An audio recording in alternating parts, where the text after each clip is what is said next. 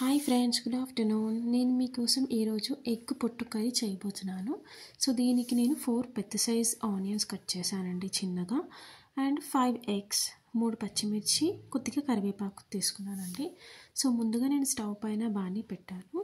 So దీంట్లో 2 table spoon 2 పావుల నూనె వేయాలండి. మన ఇంట్లో ఆయిల్కి ఒక సపరేట్ పావు ఉంటుంది కదా, దాంతో వేసుకోవాలి. 2 పావుల వరకు వేసుకుంటే మనకి ఎగ్ కర్రీ కాబట్టి కొద్దిగా ఆయిల్ ఎక్కువ పడుతుంది. సో అందుకే నేను ఫుల్ స్పూన్స్ వేసాను. అందులో నేను కొద్దిగా కరివేపాకు వేసానండి ఇప్పుడు. సో కరివేపాకు అండ్ ఇప్పుడు పచ్చిమిర్చి వేసాను.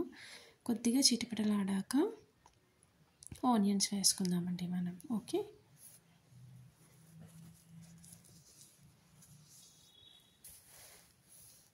సో ఇప్పుడు నేను ఆనియన్స్ వేస్తున్నానండి.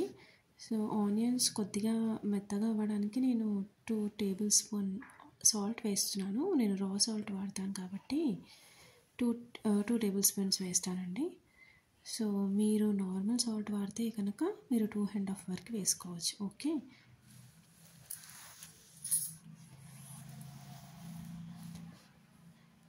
నేను చేసే పద్ధతిలో మీరు ఈ కర్రీ చేయండి.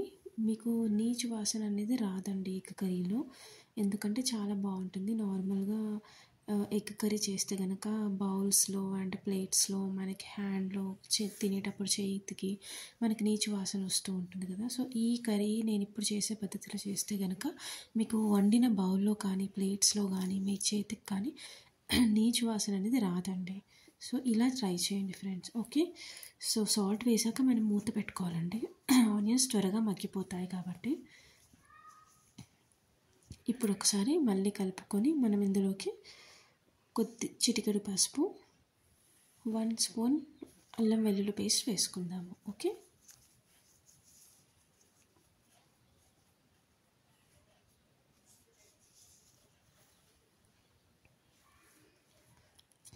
ఒక్కసారి అల్లం వెల్లుల్లి పేస్ట్ అండ్ పసుపు మొత్తం మిక్స్ అయ్యే వరకు కలుపుకుందాం ఈ ఆయిల్లో. సో కొద్దిగా పచ్చివాసన పోవాలి కాబట్టి కొద్దిగా కలిపి ఆనియన్స్ అనేది కొద్దిగా బ్రౌన్ కలర్ వచ్చే వరకు వెయిట్ చేయండి. సో లైట్ బ్రౌనిష్ వచ్చేసిందండి. సో లైట్ బ్రౌనిష్ వచ్చిన తర్వాతే మనం 2 ఫుల్ స్పూన్స్ కారం వేసుకోవాలి. ఓకే, మనం ఆనియన్స్ పచ్చిగా ఉన్నప్పుడు వేయకూడదు కారం. ఎప్పుడు మనకి ఆనియన్స్ కొద్దిగా మగ్గాక అవి లైట్ బ్రౌన్ కలర్ వచ్చాకే మనం కారం వేసుకోవాలండి. అప్పుడే మనము వేసిన కారం అనేది ఆనియన్స్కి పట్టుకుంటుంది అండ్ టేస్ట్ అనేది చాలా బాగుంటుంది ఎగ్గులో. సో కారం వేసాక ఒక్కసారి బాగా కలపండి ఆయిల్లో. బాగా కలిపిన తర్వాత మనం ఎగ్స్ వేసుకుందాం, 5 ఎగ్స్. ఓకే, సో ఎగ్స్ అనేవి కూడా మనం ముందుగానే ఒక బౌల్లో కట్ చేసి పెట్టుకోవాలి, డైరెక్ట్గా వేయకూడదు మన బాండీలో. సో ముందుగా బౌల్లో ఎగ్స్ అన్నీ నేను తీసి పెట్టుకున్నాను కాబట్టి ఒకేసారి వేస్తేనే అవి మనకి పీసెస్గా డివైడ్ అవుతాయి. ఓకే, సో వేసాక డైరెక్ట్గా మూత పెట్టేసేసుకోవాలి. ఓకే, ఇప్పుడు ఒక 1-2 మినిట్స్ వెయిట్ చేసాక ఒకసారి చెక్ చేసుకోవాలి ఎలా అయింది అనేది. సో మనకు అక్కడక్కడ ఎల్లోయిష్ అనేది అలాగే ఉండిపోయింది, మిగతా వైట్ది త్వరగా ఉడికిపోయింది. సో ఎల్లోయిష్ అనేది ఎక్కడెక్కడ ఉందో ఆ పీస్ మట్టుకి మనం ఒక్కసారి తిప్పుకోవాలి. ఓకే, తిప్పుకొని మళ్ళీ ఒకసారి మనం మూత పెట్టుకుంటే సరిపోతుంది. ఓకేనా ఫ్రెండ్స్. సో ఈ పద్ధతిలో చేస్తే మీకు అసలు నీచు వాసన రాదండి.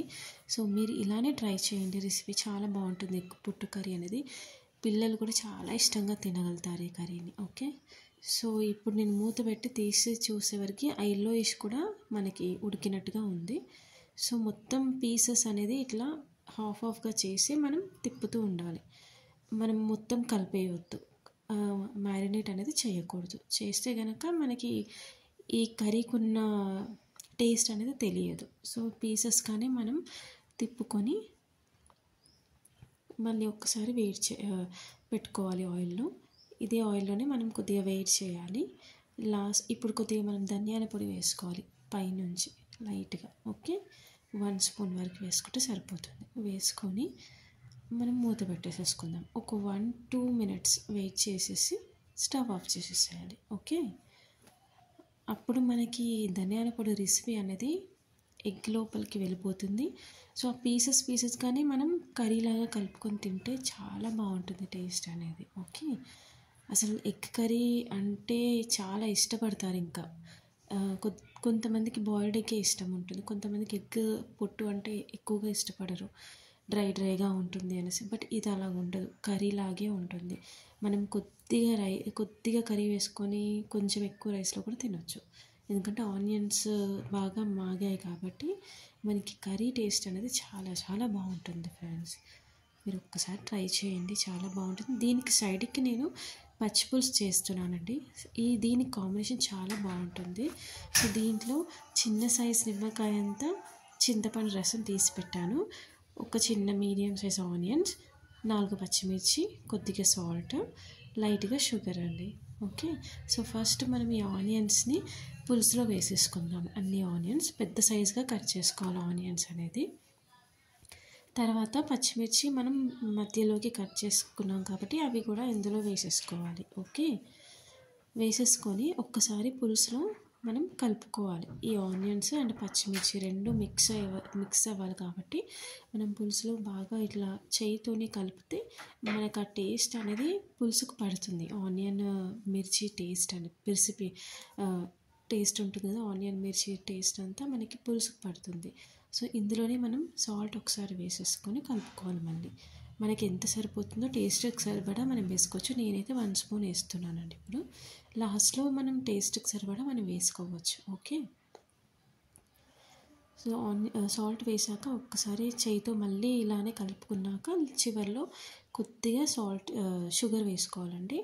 ఇది మీకు ఇష్టం లేకపోతే స్కిప్ చేయొచ్చు. షుగర్ ఎందుకు వేస్తున్నానంటే మనం ఇది పులుపు కాబట్టి పిల్లలు కానీ కొంతమందికి పులుపు అనేది ఇష్టం ఉండదు. సో ఈ షుగర్ వేయడం వల్ల ఏంటంటే చిటికెడే వేసుకోవాలి, ఎక్కువగా వేయద్దు. దానికి పులుసు అనేది కొద్దిగా విరుగుతుంది, చాలా పుల్లగా ఉండదు, లైట్గా ఉంటుంది. సో అందుకోసమే నేను కొద్దిగా వేస్తున్నాను. మీకు నచ్చితే ట్రై చేయండి. ఓకే, ఇప్పుడు మనం పోపు వేసుకుందామండి. పోపు కోసం నేను ఆవాలు, జీలకర్ర, కరివేపాకు తీసుకుంటున్నాను. సో స్టవ్ పైన బాండీ పెట్టాను చిన్నది, అందులో 1 స్పూన్ ఆయిల్ వేసుకుంటున్నాను. ఆయిల్ వేసుకున్న తర్వాత ఈ ఆయిల్ కొద్దిగా వేడవ్వాలి. వేడయ్యాకే మనం ఆవాలు, జీలకర్ర వేసుకుందాము. ఓకే, ఇవి కొద్దిగా మనం చిటపటలాడే వరకు వెయిట్ చేయాలి. లాస్ట్లోనే మనం కరివేపాకు వేసుకుందాం.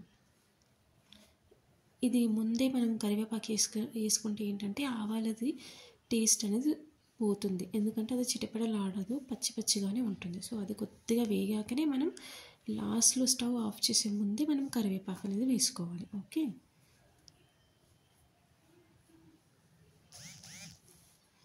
సో ఇప్పుడు కరివేపాకు వేసేసుకొని ఇమీడియట్గా స్టవ్ ఆఫ్ చేసేసేయాలండి, లేదంటే కరివేపాకు మాడిపోతుంది. ఎందుకంటే ఆయిల్ ఆల్రెడీ బాగా వేడిగా ఉంది కాబట్టి మనం చివరిలో కరివేపాకు వేసుకోగానే స్టవ్ అనేది ఆఫ్ చేసేసి ఆ వేడిగా ఉన్నప్పుడే మనం ఇది పులుసులోకి వేసేసుకోవాలి పోపు అనేది. ఓకే, వేసేసుకున్నాక ఒక్కసారి స్పూన్తో కలిపేసుకొని మనం సర్వ్ చేసుకుందాం. ఓకే, అసలు ఈ ఎగ్ పొట్టు కర్రీకి పచ్చి పులుసు కాంబినేషన్ చాలా సూపర్బ్ అండి. మీరు ఎప్పుడు ఎగ్ పొట్టు కర్రీ చేసినా మీరు పచ్చి పులుసు పెట్టుకోండి సైడ్కి, చాలా అంటే చాలా మనకి 4-5 ముద్దలు ఎక్కువ తినాలనిపిస్తుంది. సో ట్రై చేయండి. ఇప్పుడు నేను సర్వ్ చేసుకుంటున్నానంటే ఎగ్ కర్రీ చూడండి, మనం పీసెస్గా ఎలా వచ్చిందో ఇలానే మనం చేసుకోవాలి కర్రీ అనేది.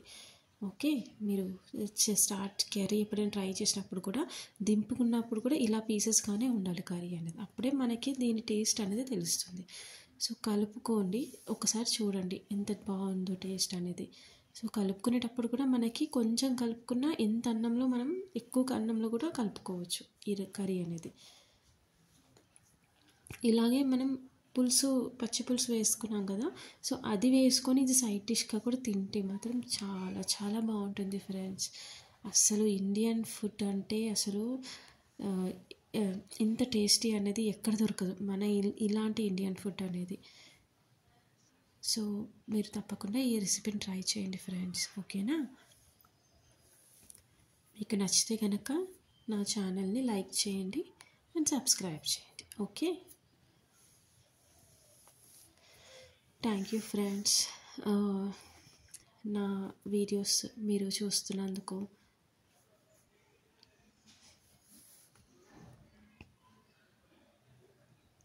Have a nice day friends.